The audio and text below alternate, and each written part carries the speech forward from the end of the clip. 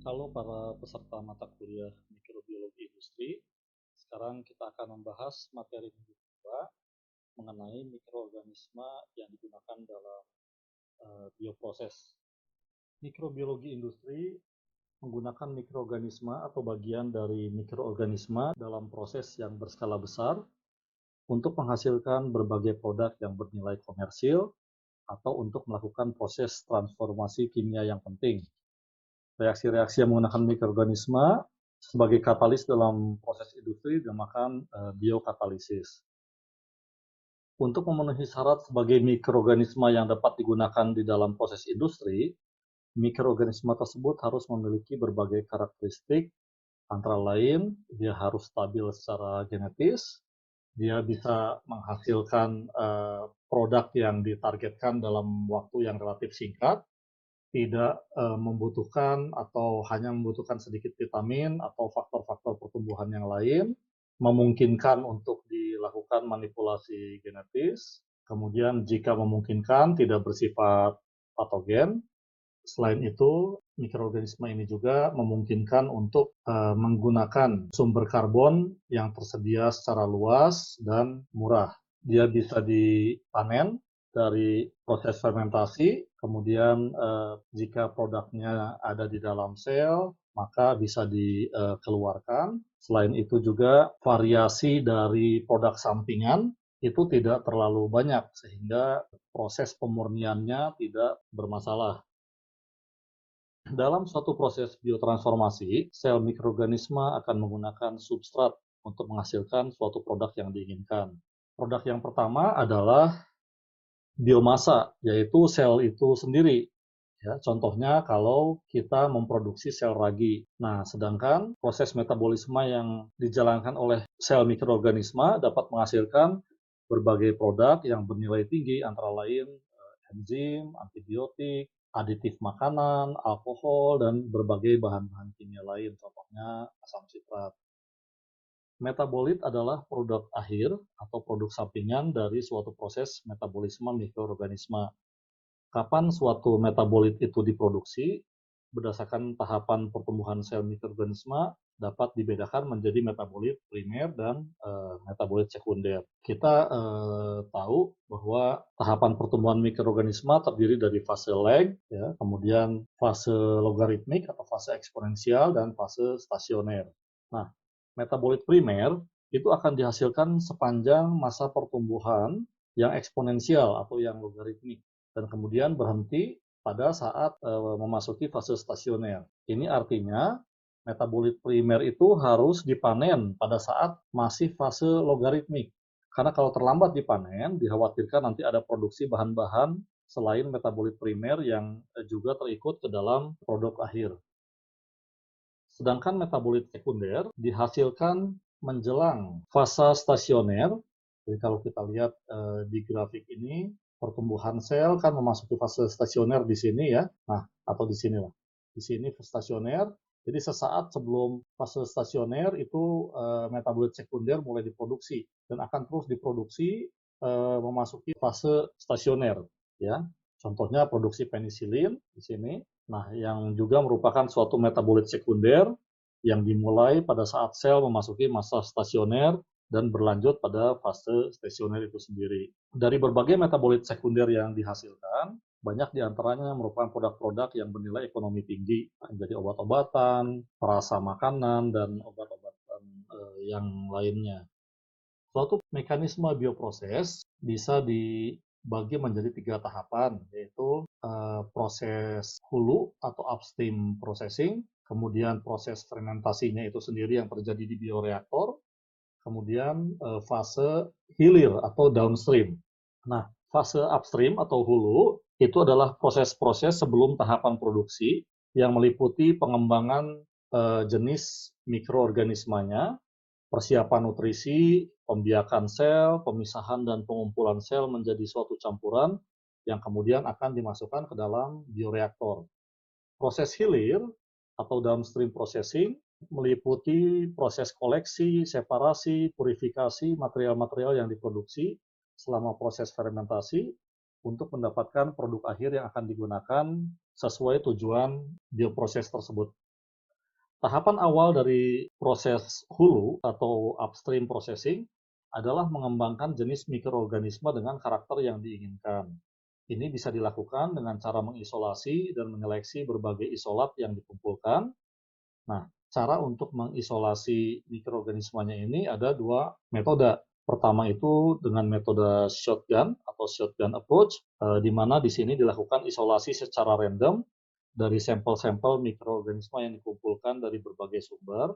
Kemudian baru setelah itu dilakukan screening untuk mendapatkan isolat dengan karakter yang diinginkan.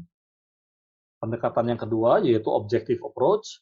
Ini meliputi sampling di suatu lingkungan yang spesifik, di mana tipe mikroorganisme dengan karakter yang diinginkan itu mungkin ada di dalamnya. Contohnya, kita melakukan sampling di suatu lingkungan perairan yang tercemar oleh minyak untuk mencari suatu kultur bakteri yang dapat menguraikan hidrokarbon. Ya. Nah, jadi di sini kita melihat kalau misalnya kita sudah mendapatkan suatu substrat yang disampel dari alam, misalnya ya ini seperti di pendekatan yang objektif, maka kemudian di sini media media yang dari alam, misalnya di sini tanah, itu kemudian disebarkan, di-spread ke permukaan dari suatu selective medium di Petri dish. Kemudian dia akan diinkubasi. Nah, di sini kita melihat misalnya yang dicari adalah sejenis Streptomyces ya, dan di sini ada dua jenis Streptomyces yang didapat, satu berwarna merah dan satunya berwarna ungu, ya. Dan kemudian pada saat dia dimasukkan ke dalam koloni Streptomyces ini, maka koloni-koloni yang tumbuh di sini misalnya itu ada yang mampu menghambat pertumbuhan mikroorganisme ya. Nah, jadi nanti tinggal dicari mana yang mampu menumbuhkan zona hambat. Di sini kita lihat di sini seperti zona yang lebih terang atau clear di sekeliling koloni. Nah, kemudian kita isolasi mereka ya. Nah, proses berikutnya kemudian akan dilakukan pengujian terhadap jenis mikroorganisme yang ditumbuhkan di Petri dish. Nah, di sini kita melihat kalau misalnya ditumbuhkan ya di strik ini tadi jenis yang diisolasi ya, Streptomyces yang diisolasi, kemudian di sini ditumbuhkan jenis tes organismenya. Nah, kalau di sini terbentuk suatu zona hambat ya, maka kita bisa menyimpulkan kemampuan mereka itu lebih bagus untuk menghambat pertumbuhan tes organismenya ya. Nah, di sini seperti di foto ini kita melihat, jadi kalau yang koloni-koloninya ternyata tumbuh lebih pendek ya, ini berarti mikroorganisme yang diisolasi, yang di strik tadi, itu akan memberikan daya hambat yang optimal. Nah, nanti setelah diketahui mikroorganisme mana yang paling efektif, kemudian bisa dilakukan proses identifikasi, pemurnian, dan analisa kimia dari material sel yang terlibat dalam proses metabolisme yang spesifik ini, dan kemudian jika memungkinkan materi ini akan diekstraksi dari sel dan dimurnikan. Tetapi jika ternyata bahan ini hanya bersifat aktif di dalam sel hidup, maka akan dilakukan modifikasi genetik dari strain mikroorganismenya, sehingga dihasilkan suatu mikroorganisme yang mampu memproduksi produk akhir yang memenuhi persyaratan komersil. Untuk media yang digunakan dalam proses fermentasi, ada beberapa kriteria seperti yang ditulis di sini. Nah, ini misalnya jumlah produk akhir yang dihasilkan harus besar, baik secara volume, secara konsentrasi, maupun rasio produk terhadap substrat yang dipakai. Kemudian dibandingkan dengan produk metabolit yang lain, produk akhir yang diinginkan harus maksimal, sedangkan produk metabolit yang tidak diinginkan, jadi byproduct yang lain, itu harus seminimal mungkin. Media yang diperlukan untuk pertumbuhan mikroorganisme juga harus yang bisa tersedia sepanjang tahun dengan kualitas yang cukup konsisten. Kemudian selain itu tidak ada yang masalah yang signifikan pada saat dilakukan persiapan dan sterilisasi media ini. Kemudian juga pada saat dilakukan agitasi, aerasi, ekstraksi maupun pengolahan limbah, substrat ini atau media ini tidak akan menyebabkan masalah. Nah, Setelah kita mengisolasi mikroorganismanya, ya, kita melakukan pemurnian atau peningkatan dari strain mikroorganisma yang akan digunakan. Kemudian kita akan menyiapkan inokulum. Inokulum itu adalah suatu substansi atau kultur sel yang akan dimasukkan ke dalam medium. Nah, sel ini akan tumbuh di dalam medium, melakukan proses metabolisme di dalam fermenter. Ya, jadi inokulum di sini adalah sebagai starter untuk atau inokulan untuk memulai suatu proses dalam fermenter. Nah, di sini kita perlihatkan bagaimana tahapan-tahapannya suatu inokulum itu disiapkan, misalnya mulai dari melakukan pertumbuhan di petri dish, kemudian mulai dimasukkan ke nutrisi cair, ya media cair, kemudian diperbanyak lagi, ya sampai mendapatkan volume yang diperlukan sebagai starter di dalam bioreaktor. Nah, terkadang mikroorganisme ini ya juga seperti tadi diterangkan, ini sudah melalui berbagai tahapan rekayasa genetis untuk meningkatkan kemampuan produksinya ya. Jadi apakah itu dengan dilakukan DNA rekombinan, radiasi, atau penambahan chemical dan lain-lain. Tabel ini menunjukkan berbagai material yang dapat dijadikan sebagai sumber nutrisi untuk persiapan media tumbuh mikroorganisme. Ada sumber karbon, sumber nitrogen, fosfat, sulfur, magnesium, kemudian senyawa-senyawa yang dibutuhkan dalam jumlah yang trace, vitamin, dan zat pertumbuhan lain, ya macam-macam. Dan biasanya bagaimana suatu komposisi itu diciptakan atau suatu formulasi itu diciptakan, itu mengacu kepada komposisi dari mikroorganisme target ya. Jadi misalnya kalau jenis bakteri komposisi karbon sekian, nitrogen sekian gitu ya. Kalau untuk ragi berbeda, kemudian untuk jamur juga akan berbeda. Nah, contoh bioproses di sini yang kita gunakan untuk memberikan pemahaman yang lebih baik ya untuk Anda semua adalah proses pembuatan penisilin. Penisilin adalah antibiotik pertama yang diproduksi secara massal. Awalnya dihasilkan dari Penicillium notatum, tetapi sekarang diproduksi oleh lebih banyak menggunakan Penicillium chrysogenum. Tipe proses fermentasinya adalah anaerobik yang submerge ya, jadi yang terendam secara batch. Media yang digunakan adalah campuran dari laktosa, kalsium karbonat, dan glukosa. Nah, penisilin ini adalah metabolit sekunder yang dihasilkan pada masa stationary pertumbuhan sel. Inokulum yang digunakan biasanya adalah suspensi spora jamur penicillium. Cara kerja dari penisilin, zat penisilin adalah dengan menghambat sintesis peptidoglikan dan aktif terhadap bakteri gram positif.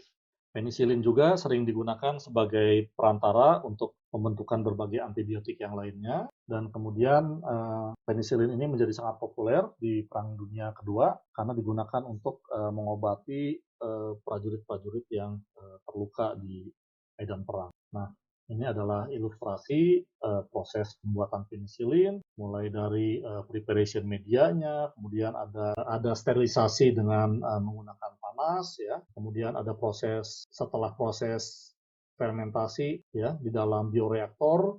Tentunya di sini dilakukan berbagai pengkondisian, ya. Misalnya ada agitasi, ada pengaturan temperatur, pengaturan pH, ya, kemudian penambahan zat-zat tumbuh gitu ya.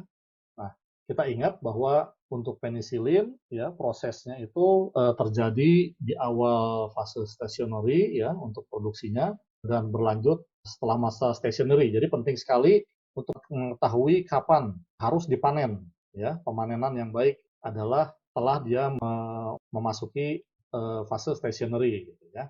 Nah, setelah itu, zat atau massa yang diambil dilakukan filtrasi, ekstraksi. Nah, bahan-bahan solid dari sel atau dari sisa-sisa nutrisi itu akan dibuang, ya. Kemudian ada material yang di-recover atau didaur ulang. Nah, sedangkan untuk penisilinnya sendiri yang mungkin masih tercampur dengan byproduct lain atau residu dari sel atau residu dari nutrisi, itu kemudian akan dilakukan purifikasi ya, Nah, untuk penisilin itu bisa dia dikristalkan di tahap ini, tapi bisa juga dia akan melalui proses enzimatis untuk menghasilkan penisilin yang lebih murni ya. Nanti ada setelah itu, setelah proses enzimasi, ada purifikasi gitu.